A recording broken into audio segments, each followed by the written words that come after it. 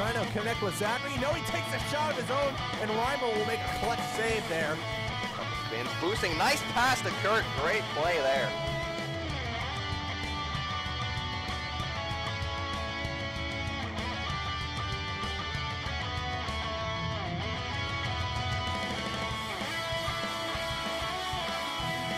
Kurt making a shot himself.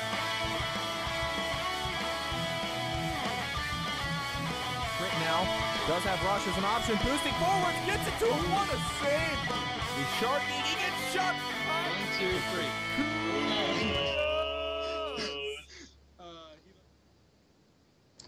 3. Hello everyone. Kurt, can you tell me what time it is? It's Reim time, baby. The best time of day. It's Reim time, baby. And today we have a very, very special guest. As you can see to my below me, is my friend and your friend, Kurt. So say hi, Kurt. Hi, guys. Hi. How's it going?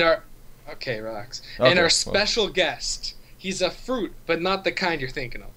He's an accomplished skater who has single-handedly raised a benchmark for skill in the ZHL. One of the first players to ever rock their own skin, he's a mean green scoring machine. Unlace those skates, put down those golf clubs, and listen up to your friend and mine, Watermelon. Hello. How's it going, friend? Good. How are you? I'm doing good. You getting some rest after them finals? Did you go out and party hard after hoisting the cup? No, I actually I put some joint relief cream on both of my wrists, and I am now wearing braces on both wrists. Had a kid. Yep. Dedication. So dedicated.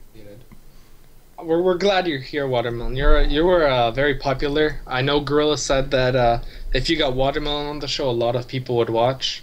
Perhaps. But anyways, congratulations on all your accolades from season 4. I'm sorry it didn't count, but that's okay, right? Oh yeah. I mean, it's all good. It counts for me. Yeah, I'm glad. You know, we were teammates in the past, but I actually never spoke or heard your voice until now. I didn't even hear your famous cast. So I'm really happy I get to hear you today. The legendary cast. The legendary water cast. Okay, so let's get right to it, okay? What's with your obsession with fruits? I never really thought about fruits before playing StarCraft. My friend Grapefruit, who obviously his real name isn't Grapefruit, but right. My friend Grapefruit and we actually bought StarCraft at the same time, Okay. January of last year, and we're really against the whole like super hardcore username thing, like XX Titan Slayer XX or Maharishi or Shadow Blades. So we we decided to try and think of the least hardcore usernames we could. Okay. And the first thing that came into my head was fruits. It's not intimidating. It's not cool. It's really stupid, really. But but that's what we picked. And I was originally gonna be pomegranate. Okay. That would have been harder to say. Apparently, pomegranate is 1 or 2 letters too long No. for BattleNet. So watermelon was my second choice, and I just stuck with that. Okay. We made a clan shortly after, and the rest is history. Yeah. Speaking of history, I remember Grapefruit. Do you remember Fruity from back in the day? And whatever did happen to Grapefruit? Yeah, Fruity. Fruity was awesome. It was me and Grapefruit, and then you and Gorilla. Yeah, yeah. Grapefruit was our goalie. I think we played with that lineup for like an hour. Yeah, we were undefeated. We never lost a game. Undefeated, 4-0. 4-0, yeah. In public games, and I mean we were the best for an hour. Did you match up against Phil? Okay, what happened with Fruity was I joined Ready for a little bit, so it was me and Gorilla in pubs, and then we saw Watermelon and Grapefruit, and we were like the 4 of us. We won like 5 or 4 games straight. We're just like, yo, the Fruity Alliance. It was really hype back in the day. So good. How close? That's when I thought I was a good skater. It was actually funny. How close were you to changing your name to some fruit name, Reim? How close were you? Dude, I already did. It's my ult. I can't tell you though. What is it? Come on, please. Strawberry. Water. Please. Do you know? Oh yeah. Okay. Okay. More seriously, are you a tits or an ass guy? I would. Wow, that's a random question. I told you he throws curveballs. Just want to keep you on your feet, keep you awake. I would say I'm an ass guy. I think. Yeah. That's a good choice. Okay. Now back to more about Zealot hockey, you perverts. Out of all of your goal horns, because I know you recently got more, right? Which one's your favorite? Is it the juicy like a watermelon or the newer ones you've got rocking? I really like Watermelon Time. I actually had that one in mind when I picked my first one, but okay. I couldn't get two.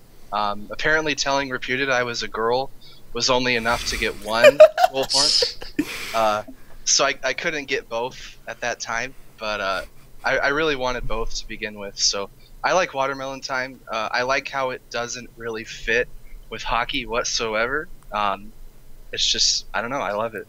I love how many stories we have of people taking advantage of Rep by just saying like the dumbest thing, and Rep is so fucking gullible. He's like, oh yeah, sure, here's a free goal horn and a half.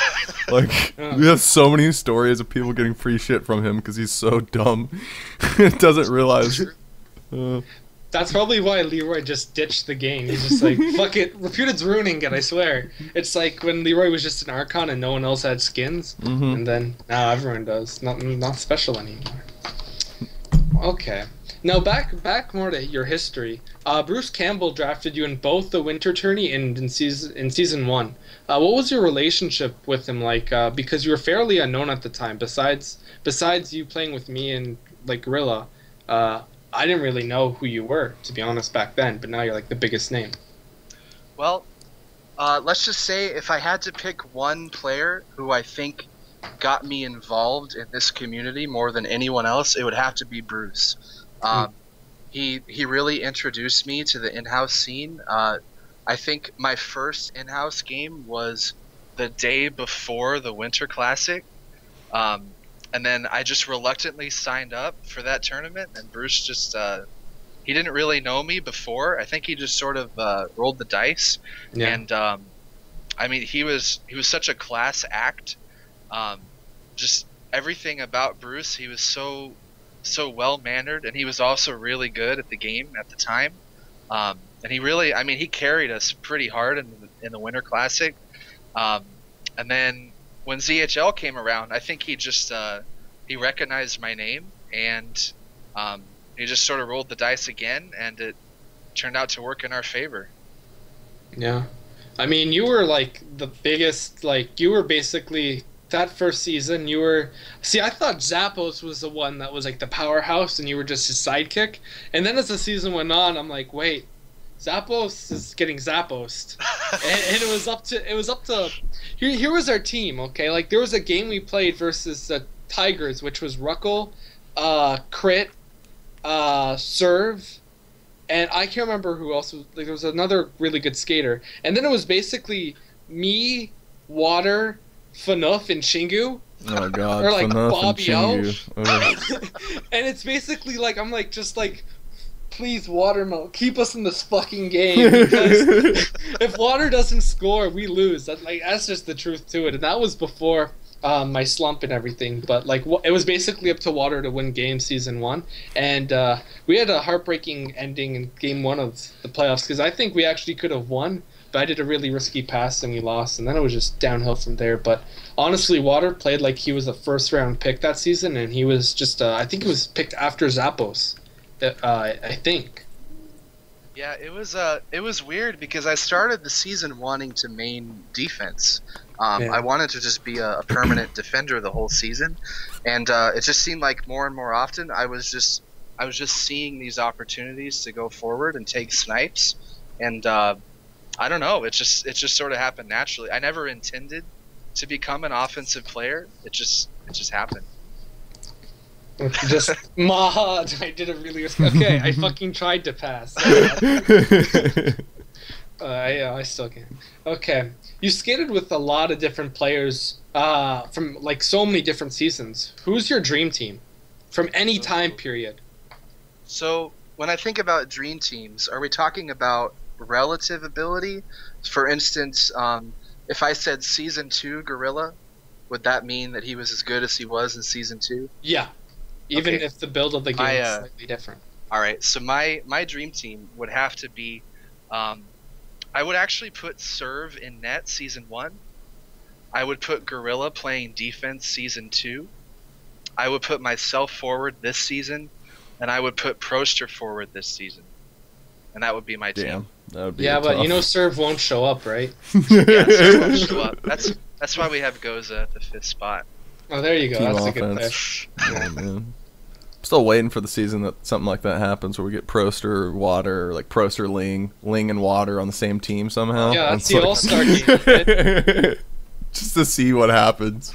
Okay. Well, actually, my follow-up question was kind of my prediction of that. So you have Goza and net, but your team is trailing... Oh, wait, no, you're facing Goza and net, because Goza was ridiculous in the playoffs this season. I was... Honestly, I'm a huge fan. I love him. Okay, actually, I remember when he was he would spectate every single game. That was really funny. Okay, anyways. So Goza, you're facing Goza. Your team's trailing by 1 with 5 seconds left. This is you're like at the face-off circle. Like it's either you or Proster can take that shot. Who do you give it to? I would give it to Proster simply because Goza is a lot more scared of Proster than he is of me. Playing against Proster this season, Goza was just like shitting his pants every game. So I would give it to Proster against Goza. I love the shades, by the way, Kurt. Oh, thank you. Once you fear those forwards, man, they've already beaten you. I just want to mention that you picked Proster over yourself, and Kurt held Proster to just 3 points, and Proster won MVP. So, therefore, Kurt deserves MVP of the season. Just saying. Just putting that out there. Makes sense. Yeah, totally. Maybe to somebody out there that makes sense. I don't know who, but Maybe Lincoln, because he's young, impressionable.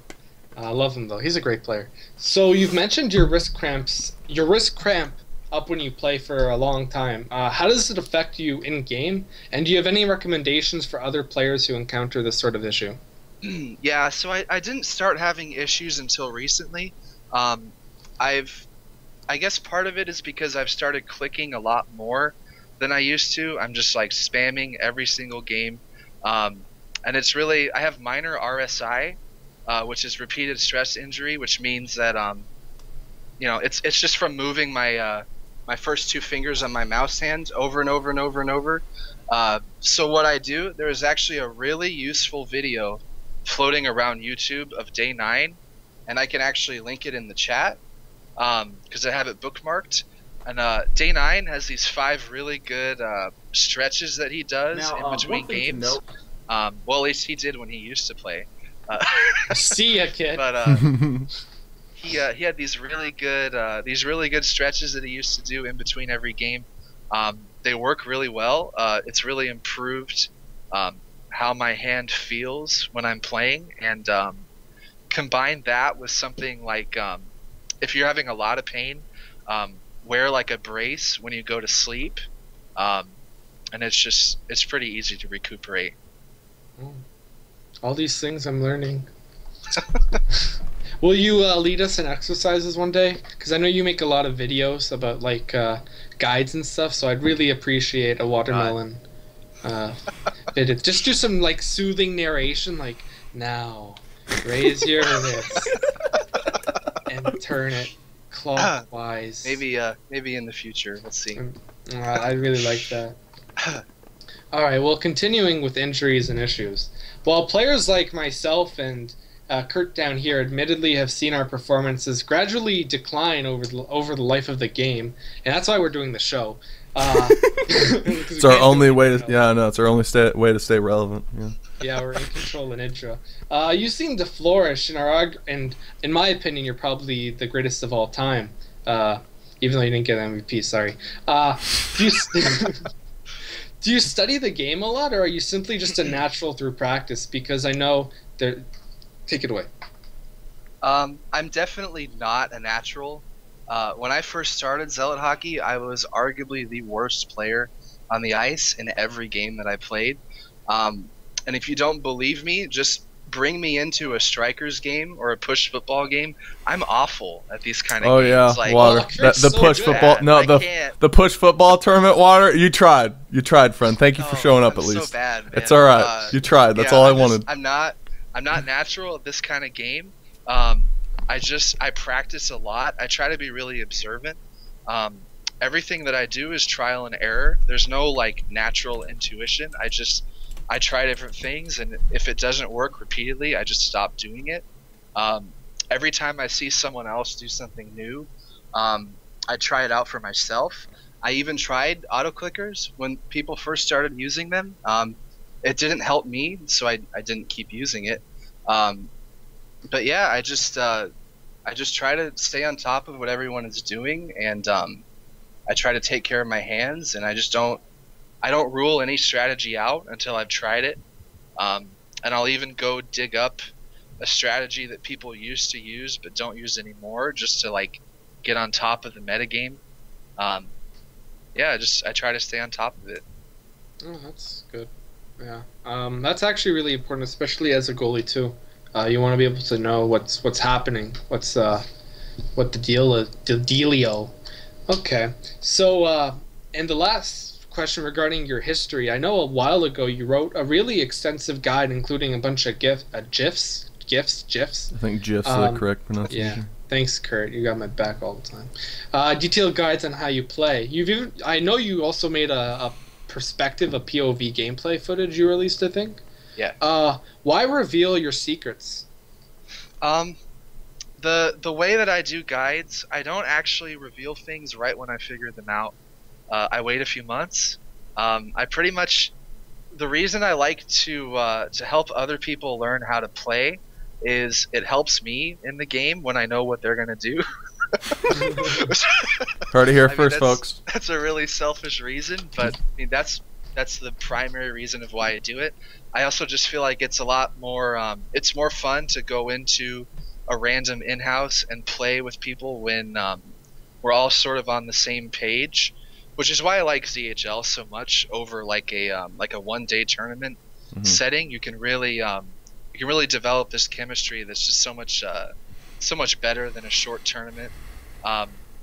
Yeah, I really like to share what I've learned through trial and error, just to sort of try and advance the metagame so that I can advance mine. Sometimes I'll find myself like I'll be getting ahead of the metagame so much that what I'm doing doesn't work because no one else even does what I was doing 2 months ago, and it's just really I try to keep everyone on the same page. I'm a trendsetter. Fable wants to ask, I have a question. Do you play better or worse at Starbucks? Oh man, I definitely play worse at Starbucks. That was a really interesting experience. Yeah, tell us about that experience, Water. I'd love to hear. So basically, I sign up to be an owner for season 2, and I'm like really dedicated. I want to make it like a really good season. And then my dad gets my report card, and my dad is very, very strict on grades. And since I didn't have straight A's, you had an AC? I had a couple B's. So he canceled our internet service for 4 months. Damn. Holy shit. So I got wrecked. But since I was already signed up as an owner, I couldn't just bail out. Especially since I had just drafted myself in the first round. Oh boy. So I would completely screw over my team if I just like bailed out. So I ended up taking my laptop to Starbucks. I went to about 9 different Starbucks locations. Damn. And I found the one with the highest Wi-Fi, which was a epic 20 megabits per second. Oh wow. That's pretty good. So yeah, I just every ZHL game I was playing at Starbucks, people would look at me really funny. Because you're like going. when I was You know, in Korea, that's a normal thing. You go to a PC bar. When I was spamming my mouse, and I was at this big long table where people sit on both sides. So I'd often have someone like across from me just staring at me while I'm spamming on my mouse. But I really learned to avoid distractions that season. It was good for my concentration, I guess. Do y'all not have like a library on your campus like you could have gone to, or is the internet there shit? We have a library. It's just always so crowded, and they block things that aren't academic. So I couldn't get on BattleNet on my laptop. That's lame. Killing passion. Fucking Did you pick up any chicks at Starbucks? Like, hey, baby, I'm an owner. I'm an owner, babe. I'm an owner, baby.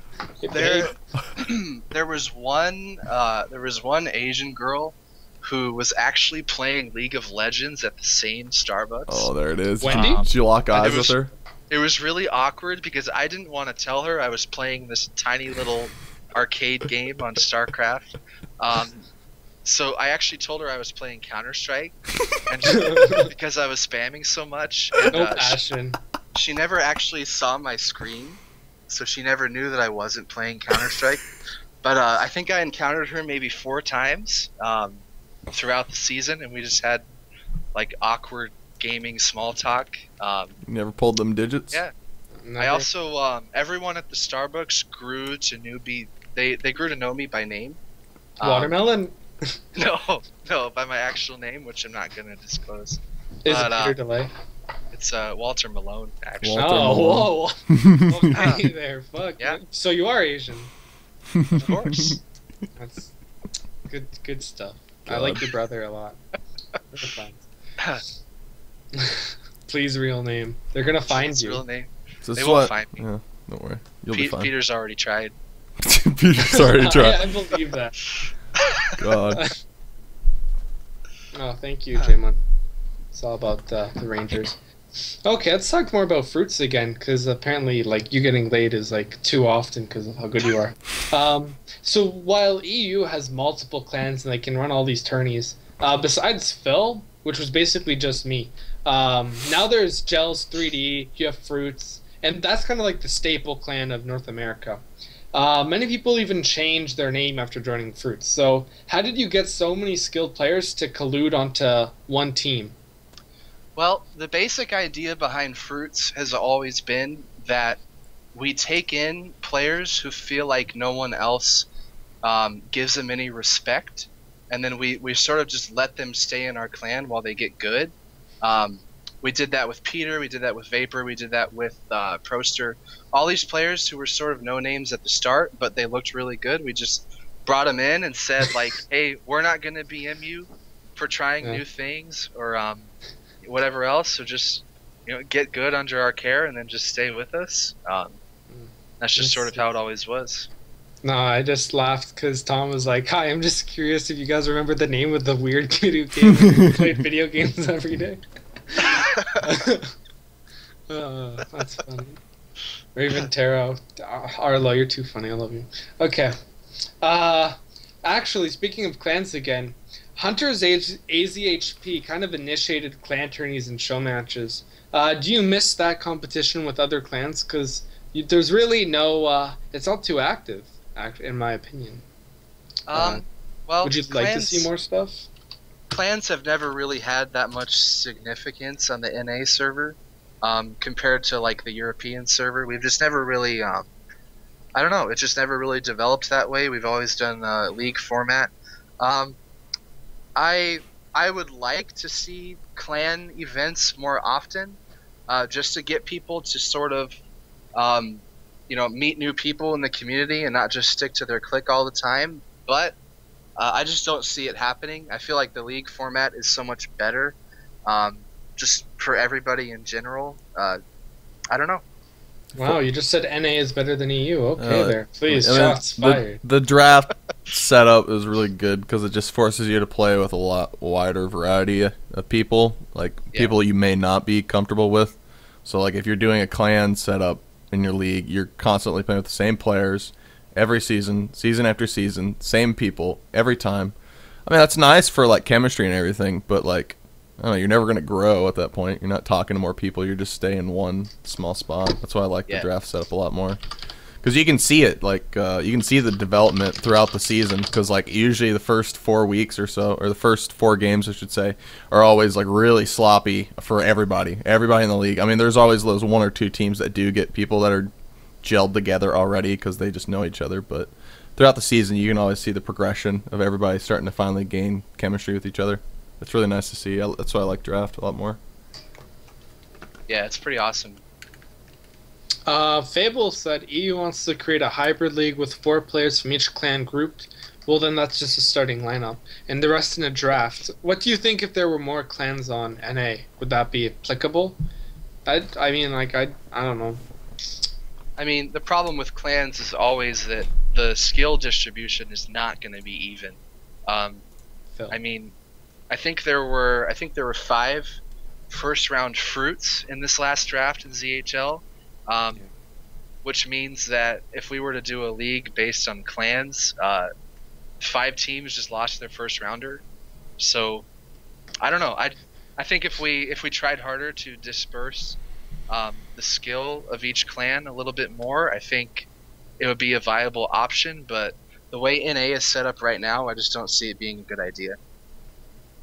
And now, since we're on the topic of EU, and we talked a little bit about how you kind of are a student of the game, do you ever follow EU teams, games, players, and pick up strategies from that continent, or just?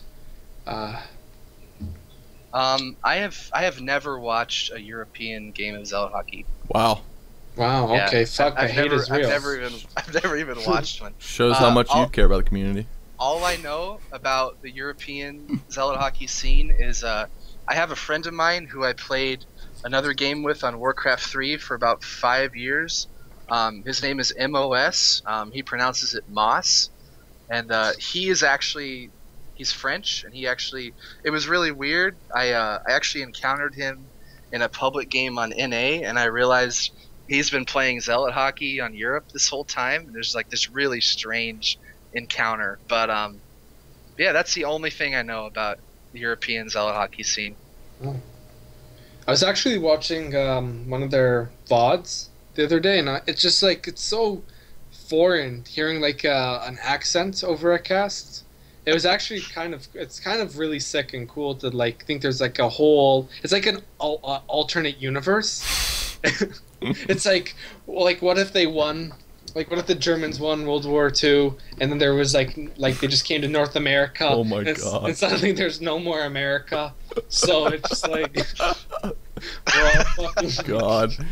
Man, dude, I'm waiting for them to get, like, a Spanish caster, because that'd be fucking sweet. Rush? Like, he just goes over there. No, I mean, like, true Spaniard. Like, he goes over there, and, like, every time they score, it's just like, go!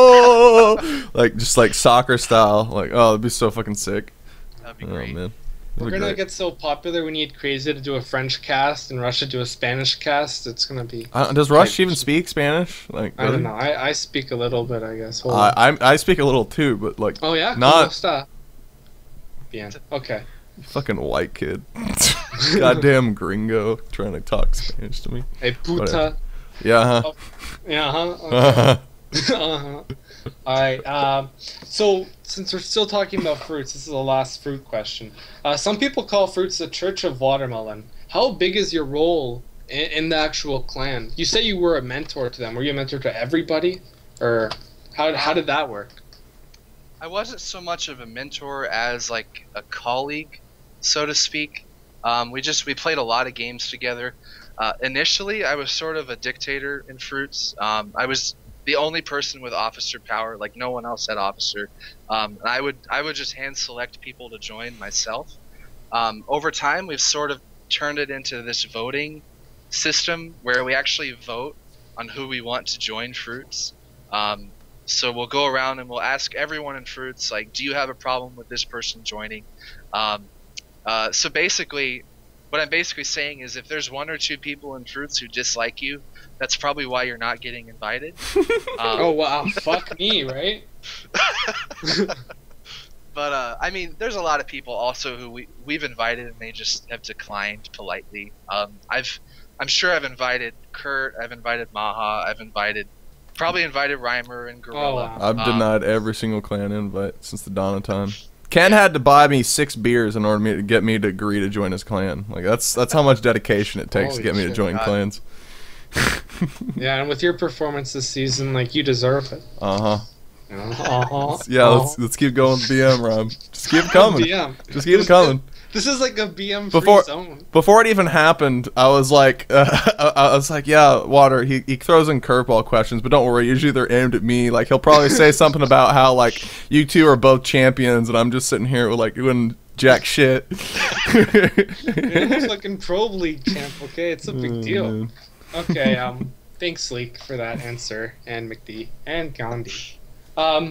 Walk us through your draft this season, actually. What made you pick who you did? Because you got a lot of talent from that first draft. Yeah, so my mindset before the draft was there were basically 3 attributes I was looking for in my players. Number 1, I wanted people who were active. I got screwed over in Season 2. In Season 2, I drafted 5 skaters after myself. And those 5 skaters showed up to a combined total of 3 games. So that was pretty rough. So I didn't want to repeat that mistake again. So the first thing I looked at was attendance. I wanted people who either had near perfect attendance the previous season, or people who were just like constantly playing in-houses online. So attendance was a huge factor. Another thing I looked at was what I called coachability. Basically, I wanted people who I could coach and who would respond positively to criticism. So what I did to test that is I singled out a lot of players who I thought would be 4th round or lower, and I followed them into pub games, and I had this system where I would watch them play the first period, and then the second period I would give them a bunch of advice, and then I would see how they responded in the third period. And I did this trial run with all sorts of players. Some people BM'd the shit out of me as soon as I gave them advice.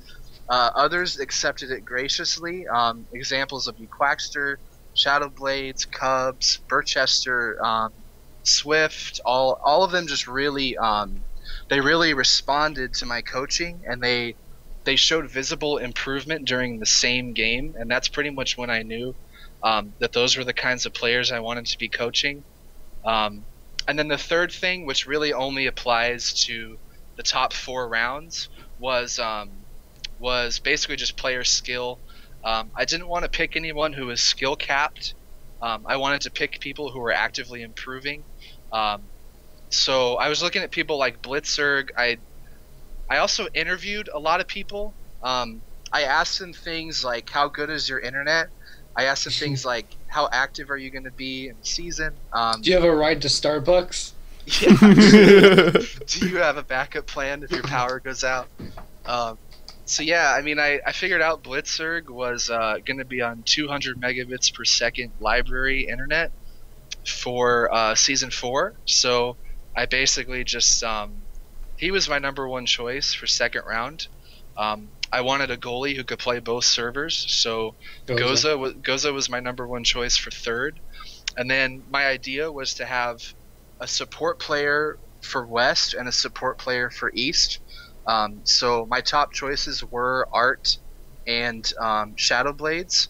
Shadowblades I knew was a top player from Banjo Ball on Warcraft 3, which is a really similar game. So I figured he would fit right in. He responded really, really well to coaching, and then it was just the same process for the rest of my players. And that is the difference between a good owner and a bad owner. You just heard it. I pick people I like. I will say my second choices, if I didn't get Blitz, I was going to take Link King, and if I didn't get Goza, I wanted Tiny Terran. But yeah. Oh no, dude! You easily coming out of the draft. You guys had the strongest lineup, and I'm actually, you guys did really well. Obviously, you guys ended up winning it all, but you guys got way stronger than I thought you would down the stretch, and you guys really gelled together well. It's really impressive for sure. A lot of people talk about your training regimen. What was it? Yeah, so we were really fortunate in our scheduling because right after the draft, most of the people on my team had spring break for Mm. 1 or 2 weeks. So we immediately got into a lot of coaching. I tried to start really basic. Um, the idea was if you get everyone on the same mindset at the very beginning, they're all going to be improving the right things and they're going to know like what their end goal is. I think one of the biggest barriers to players getting better at this game is they don't actually know what it is they're supposed to be doing. They just play it out over and over, and no one tells them what they're doing wrong. So I basically lectured for 2 hours a day for a week. Holy shit. So Yeah. our whole team was online, and it was spring break, so I just lectured to everybody every day in empty Zealot hockey lobbies, and we were just going over everything. We were going over positioning, we were going over clicking mechanics, how to optimize shot accuracy, just all sorts of different things. On Um, TeamSpeak? On TeamSpeak or over text? Both. TeamSpeak helps a lot. Yeah, I use TeamSpeak most of the time. Yeah. There were some players who didn't have mics, but they just listened, so it was fine. That's something Yeah, else. once we really ingrained how everyone on our team should be positioning in every game, it was really easy to fill in the gaps for other things like how to juke, how to click steal or anything like that. But yeah, just establishing a really good foundation in the beginning is what allowed everyone to sort of branch off on their own, knowing what they're supposed to be working on, and it really let them improve by themselves, even when I wasn't around, which is just really great. Yeah. Did you ever do Redline, and do you think that's an effective way to practice? I think that Redline can be really good, and it can also be really detrimental. I think Redline is really useful if you're trying to get better at click spamming. So click spamming is basically just keeping your fingers active. I taught my whole team this thing that I called the spam steal. It's sort of similar to the VAP steal, but it's a little bit different. Basically, when you approach someone, you hold the X button, you hit both mouse buttons, and you drag away from them. And this is what a lot of people call the AC steal. It's not really an AC steal. You just mash both mouse buttons while turning. That's just one of the bajillion things I taught everybody. So practicing things like that in Redline is really useful. Where Redline becomes detrimental is you could end up with a player who takes too much time to score. Because in an actual in-house, you would have what's like this mental shot clock, which I get from like basketball. So you have a shot clock in your head depending on how close the defenders are behind you. In Redline, there is no shot clock. You can take as long as you want. The one defender has to stay in between you and the net, so you're not learning how to manage your time that you have very well.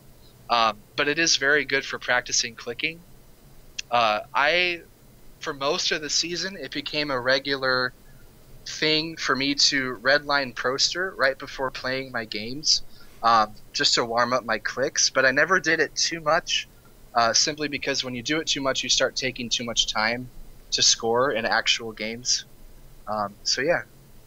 That's a good answer.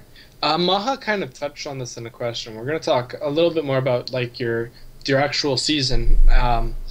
You won Best Owner of Season 4 pretty much unanimously. And do you think you're the greatest owner to ever be an owner? And will we ever see Water as an owner again? I don't think it's fair to call myself the best owner ever. I do think I put in the effort required to compete with the effort of any other owner, but I don't think I can't say that I was as effective as any other owner. I just tried harder, so take that as you may. Yeah. Good Good answer. Really. We ever gonna modest. see you again? Yeah. Are we? I'm not gonna own her next season. There's just too much. There's too much BM. There's too much assault. I'm not gonna go through that for consecutive seasons. So I own her season 2. I just own her season 4. I might consider doing it again in season 6, but until then, I have no idea. You should just be like an owner in EU and just totally fuck it up. Because I won't know who anyone is. Yeah, I pick most, and that's it. So speaking about all the BM, you were really vilified for acquiring Bulbasaur this season, even more than TK and Pro V to a degree. Has the BM soured your perception of the Zealot hockey community? I've never had the greatest perception of the community. Ripperoni. I've always been under a lot of heat. There's always been a lot of drama centered around fruits. For instance, when Peter and I first discovered the server situation on BattleNet, we took a lot of heat. There were people saying we were making it up. There were people saying that just calling us like complete faggots for just making up this excuse that we had delay for half of the time. So that really turned me off from the community. I think I actually wrote a retirement speech after that ordeal went down. I'm notorious for making like meaningless retirement speeches. I'll admit that some of the BM directed at me is my fault. I have been a little bit too emotionally invested in some of the things that have gone down in the community. But as a whole, the only thing I have to say is if you feel negatively towards someone in the community, I would try to get both sides of the story before you make a judgment call. There are a lot of things that go down behind the scenes that people just aren't really aware of, or they just don't play enough to really notice it. So that's all I have to say. Just try to get both sides before you BM someone, and it'll be a better community. Well, Kurt says it the best. A little less BM. Just a little less. I mean, you don't have to completely cut out your daily regimen of BM, but just a little bit less. That's all I'm asking. Tom, you have a question. I know you have a question. I'm gonna get to it later. Please, please, friend. I'm actually so sick at these interviews because it's like you give an answer and like leads right to the next question. Oh, I'm so good. I'm great. Okay. Water, in your video that you made, you put yourself as a character Hitler in that famous YouTube meme clip. I actually thought it was the funniest thing ever. I was fucking gold, man. I was dying. He's getting dinnered. Dude, the dinnered line, I lost my shit. It was so good. Was this a cute little wink at the haters, or am I reading too much into it? I really made that video in the spirit of self-deprecation. I took this season very seriously. I mean, if you want to BM me for taking it too seriously, I welcome that with open arms. I did take it really seriously. I understand there are people who don't care about it as much as I do, and that's fine. So yeah, I was sort of just making fun of myself. We did have some moments in the season where that video was not really an exaggeration. That's what I think made it so funny is like it was something that I totally could see happening. Like it was so good. Even after our whole team watched that video, on finals day we had the same exact situation. Me and Goza and Bulbasaur were gonna warm up. Blitzerg was nowhere to be seen. Goza was talking about how he had no idea when his parents would make him eat dinner.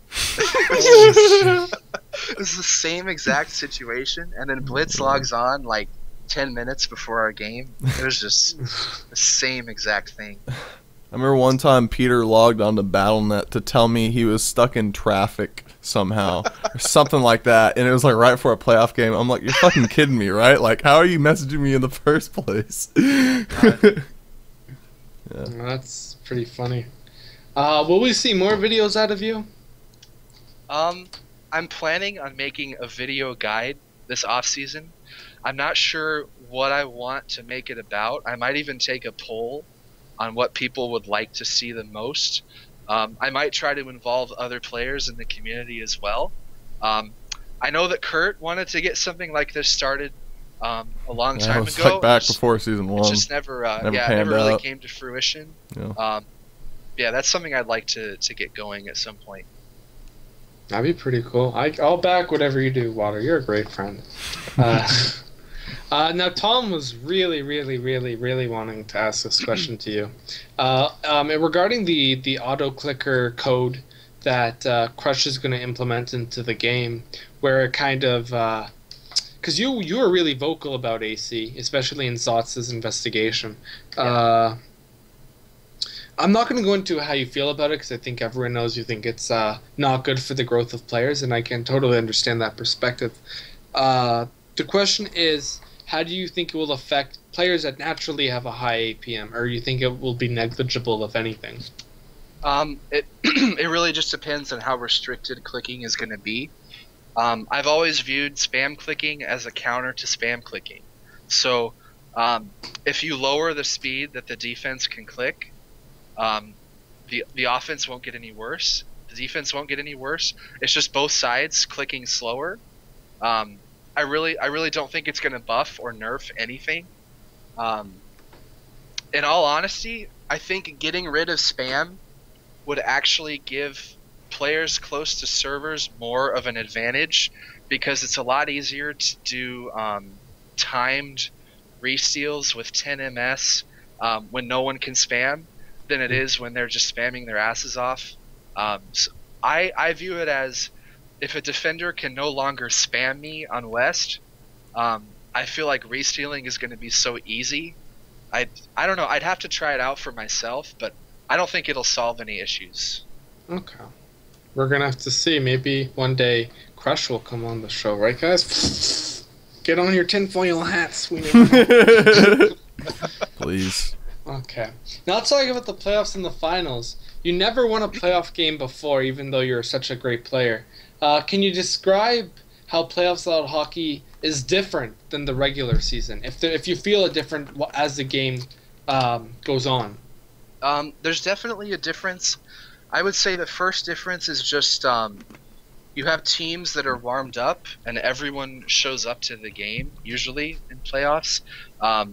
Whereas in regular season, you have all sorts of attendance issues. You have people who haven't practiced as much. When you get into the playoffs, everyone is there, everyone is ready to play, and it really just elevates the level of play required to win. I also think playoffs are quite a bit different in the nature that it's a series instead of one game, where momentum plays a huge factor.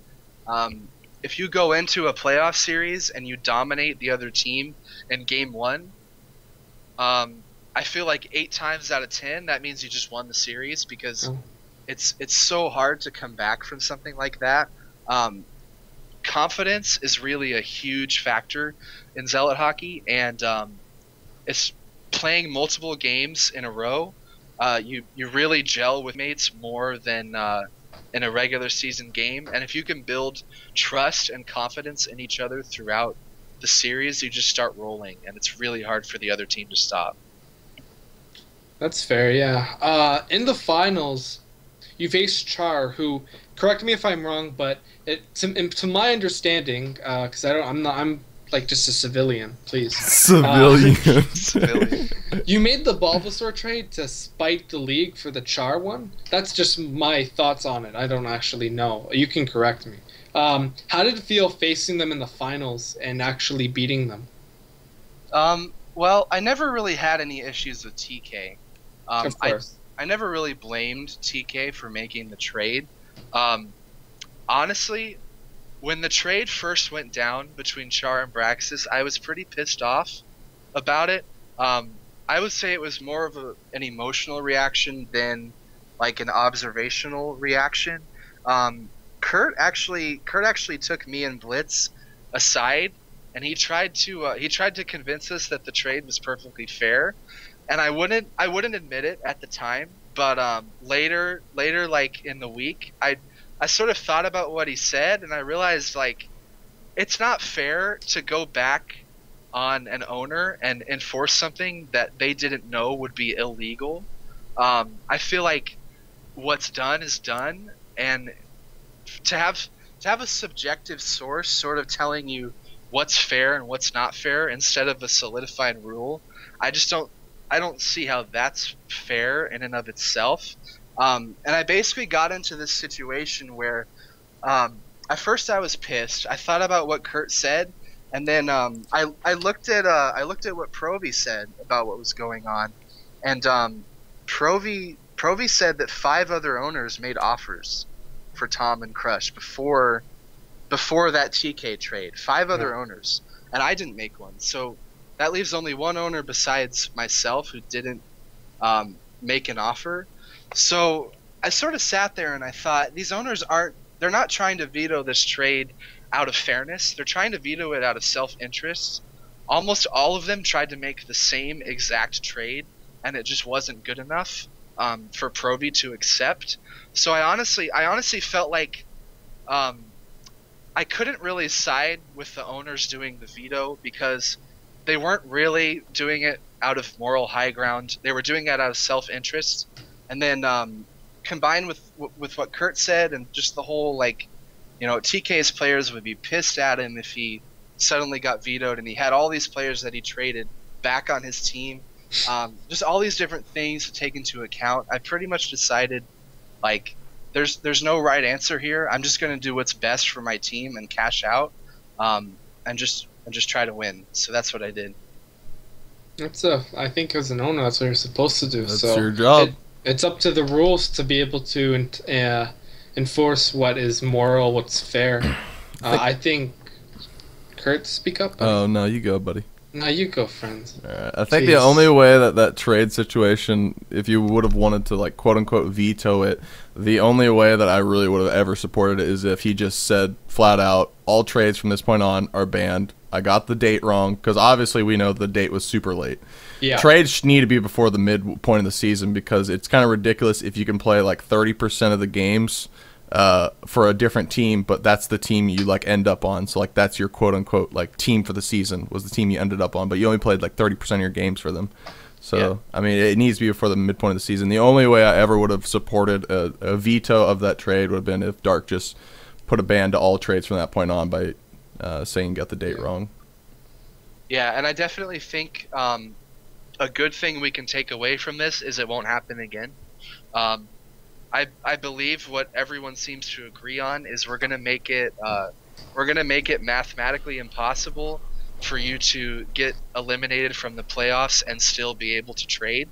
So we're gonna move the deadline, and it should fix that issue. So, well, yeah, but there'll always be something else. There's always something. I really like Peter's dream and his alternate reality where neither trade happened and Char won the championship in 5 games with Sleek and Reimer equally sharing the championship. That'd be good, Reim. My fucking dreams. Okay, and the last question, I need to be right back. But you finally won a finals. How does it feel? I'll be right back. It feels great. I feel like more than anything else, I feel like I proved to myself that I can do it. I really struggled in past seasons to play under pressure. This season, I really just focused on not so much on my mechanical ability, but I focused on my concentration during casted games. I learned a lot about, like, my own mental hangups that I had in previous seasons, and I really just tried to get rid of those and just try to teach myself how to play under pressure more effectively. And I feel like for me, that's the biggest accomplishment this season. I'm really proud of everyone on our team. I don't have any regrets about anyone that I drafted. I love all of them like brothers, and I would love to play with any of them next season. Yeah, no, dude, you had a totally awesome roster. I don't know if you heard any of the casts that I did about you guys, but I was praising the shit out of you guys. I mean, you grabbed ownership by the horns, flat out, from a caster's perspective, because I watch more games than pretty much anybody. Like, either I'm watching the game because I'm casting it, or I'm watching my fellow casters do it. You know, I got probably one of the best, widest opinions on any game or any player, owner, because I get to see it all. And no, dude, you totally took ownership by the horns, and you're easily the best owner I've ever seen. That being said, how do we replicate your talent as an owner and kind of tried to get more owners to act in the way that you did this season? I think any good player can do it. Honestly, I don't think it's something that I'm like specifically qualified for. I've never done a lot of coaching like this in the past. I don't have any coaching experience. I've never been like in a leader situation like this for a team before. I definitely think anyone is capable if they're willing to put in the effort. You just have to want it really badly. I would find people who, number one, they're active. Number two, they're pretty good at the game. You don't want people who don't even know what it takes to win to be an owner, because I don't see how they could possibly put together a team that's going to win in ZHL. I don't know. I would just look for good players who are active and know what they're talking about, and just people who really want to win. I think anyone is capable. Do you think that it has to be a great, talented player in order to be a good owner? So do you think they need to be an owner that would be like selected within the first 4 rounds or first 2? Yes. I know that'll piss a lot of people off. I don't think a bad player is capable of being an owner in ZHL to the level of a good player. Simply, there's a really I don't want to go into too much detail. There's a really good article by a game designer named David Serlin, and I can actually link that as well. It's called Playing to Win, and he sort of tries to highlight all of the issues of game theory where you have people who aren't as committed to a game as others, and they just don't even they aren't even capable of observing the level of metagame that goes on. For instance, if I were to watch GSL, I'm like a platinum Protoss on NA. If I watch GSL, I can't possibly claim to know without a shadow of a doubt which player is the best. I can't even, like, I'm not even capable of observing the level of metagame that's going into what these Korean grandmasters are doing. And to the same degree, I feel like a bad player in Zealot hockey just isn't going to be able to observe everything that's going on when he's scouting players, when he's coaching. I also think it's sort of dysfunctional to have an owner who's not really coaching anyone. The way around that I could see is if you draft someone who's going to coach the players. So for instance, let's say, you know, a player who doesn't know what he's doing drafts Proster and asks Proster to coach everyone. I think that could work, but I don't know. I really am adamant. I think we just need a lot of good players to step up to the plate. That is always the problem, isn't it? Oh yeah, tell me about it. Well, hopefully Moose season 5. We got this. All right. We have any more fan questions out there? Any fan questions? Any call-ins? Any fans? Any call-ins? Any fans that just want to call in? That would be fantastic. That'd be great. Yeah. So how is your summer going, Watermelon? We never asked that. It's good. I'm working a lot. Committed a lot to Zealot hockey, so yeah, taking a break now. Rip in peace, my wrists. Well deserved.